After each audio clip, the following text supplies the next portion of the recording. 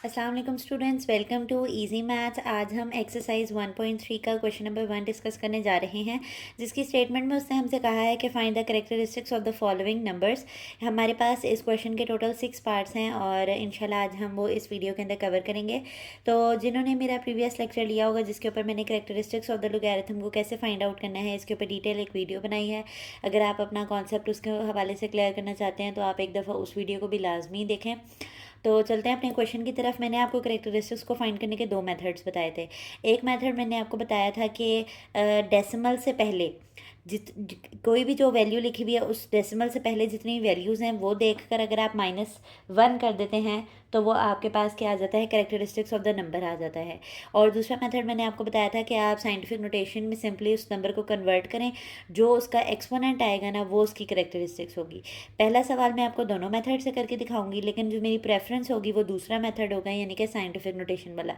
तो क्योंकि वो आसान है और बच्चे ज़रा इजीली उसको अंडरस्टैंड कर लेते हैं, तो इंशाल्लाह हम जो बाकी सवाल करेंगे वो हम सेकंड मेथड से करेंगे। और दोनों मेथड जो हैं वो बुक की तरफ से एक्सेप्टेबल हैं, तो आप को जोन से भी मेथड ईजी लगता है आप उसको फॉलो कर सकते हैं। तो पहला वाला मेथड जो है वो करेक्टरिस्टिक्स का, वो हमें कहता है कि आपने नंबर ऑफ़ डिजिट्स बताने हैं डेसिमल से पहले कितने हैं। तो हमें पता है कि बाय डिफ़ॉल्ट हर नंबर के लास्ट पर एक पॉइंट पहले से मौजूद होता है। तो इस पॉइंट से पहले यानी इस डेसिमल से पहले कितने डिजिट्स हैं, 4 डिजिट्स हैं।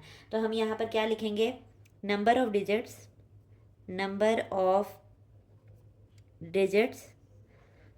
बिफोर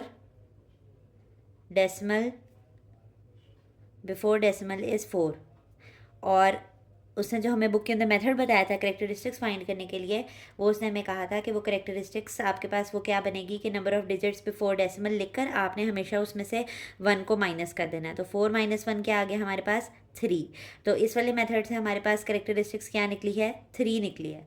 अब अगर मैं इसको साइंटिफिक नोटेशन के मेथड से बताऊं, तो साइंटिफिक नोटेशन में हमें ये कहा जाता है कि आपने डेसिमल को ऐसी जगह मूव करवाना है जिससे पहले एक वैल्यू बच जाए, और वो वैल्यू 0 के अलावा होनी चाहिए। तो हमारे पास डेसिमल यहाँ होना चाहिए, तो ये डेसिमल को यहाँ से यहाँ शिफ्ट करवाने में मुझे कितने नंबर्स जंप करने पड़ रहे हैं। अगर मैं इस नंबर को साइंटिफिक नोटेशन में लिखूँ तो मेरे पास डेसिमल यहाँ आ जाएगा 5.287, और जितनी वैल्यूज़ हम जंप करते हैं उतनी पावर आ जाती है। और मैंने इसका भी रूल आपको बताया हुआ है कि अगर आपने डेसिमल उठाकर लेफ्ट साइड पे लेकर जाना है तो पावर आपके पास क्या बनती है, पॉजिटिव बनती है। और अगर आपके पास डेसिमल आप उठाकर राइट साइड पे लेकर जा रहे हैं तो आपके पास पावर क्या बनती है, नेगेटिव बनती है। तो क्योंकि इस वक्त हम लेफ्ट साइड पे लेके गए हैं तो इसकी पावर क्या बनेगी, पॉजिटिव।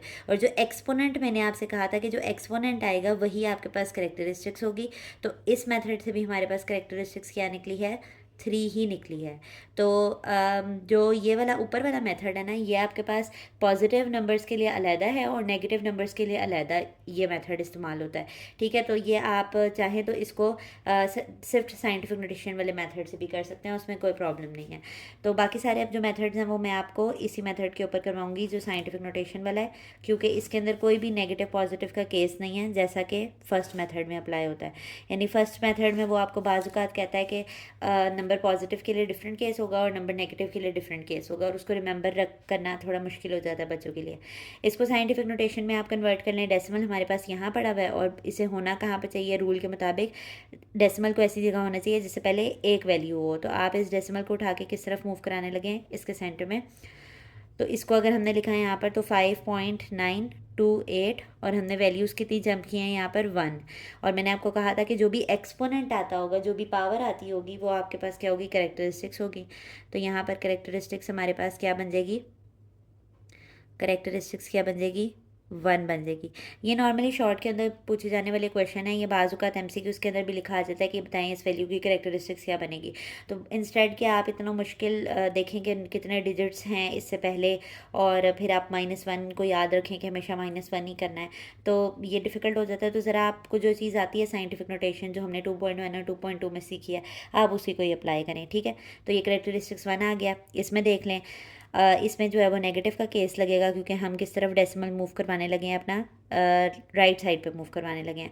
और राइट साइड पे भी मूव हमने किसके दरमियान लेकर आना है, जिससे पहले एक वैल्यू बचते हो। बाज़ का स्टूडेंट्स यहाँ पे ले आते हैं कि 0 से बच रहा है पहले, तो मैं ये बार बार मेंशन कर रही हूँ कि आपने डेसिमल को ऐसी जगह लाना है जहाँ से पहले एक नंबर मौजूद हो, 0 नहीं होना चाहिए लेकिन वो नंबर। ठीक हो गया।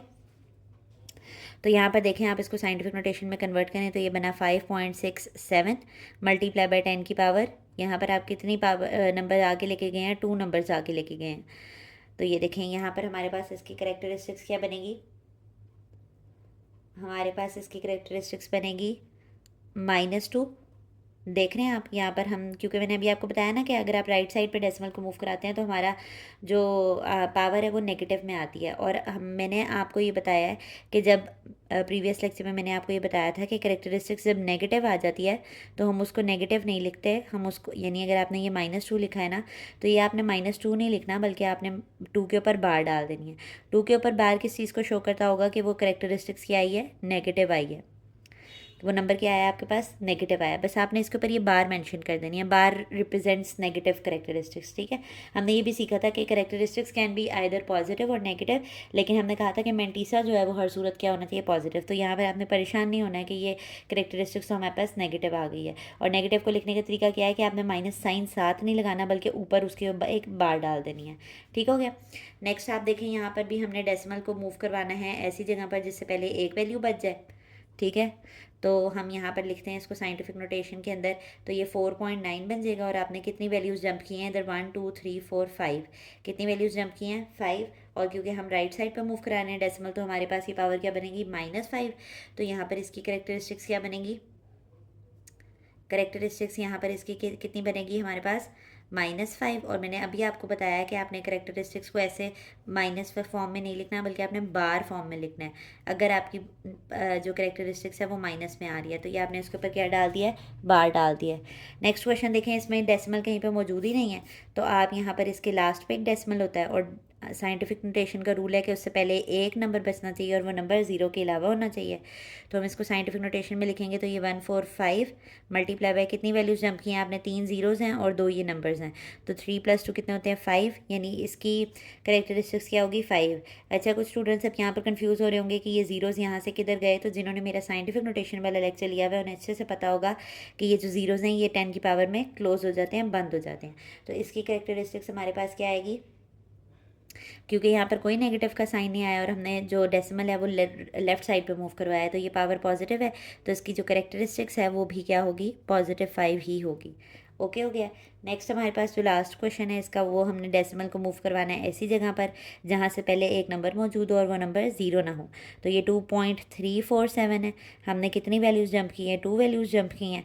और 2 वैल्यूज़ जंप करने से हमारे पास करेक्टरिस्टिक्स ये आई है, 2 आई है। और क्योंकि हम लेफ़्ट साइड पे डेसिमल लेके गए हैं तो ये +2 ही रहेगा, ये -2 नहीं होगा। तो ये बिल्कुल 1 लाइन छोटे छोटे से शॉर्ट आंसर्स थे जिनको हमने सॉल्व किया है।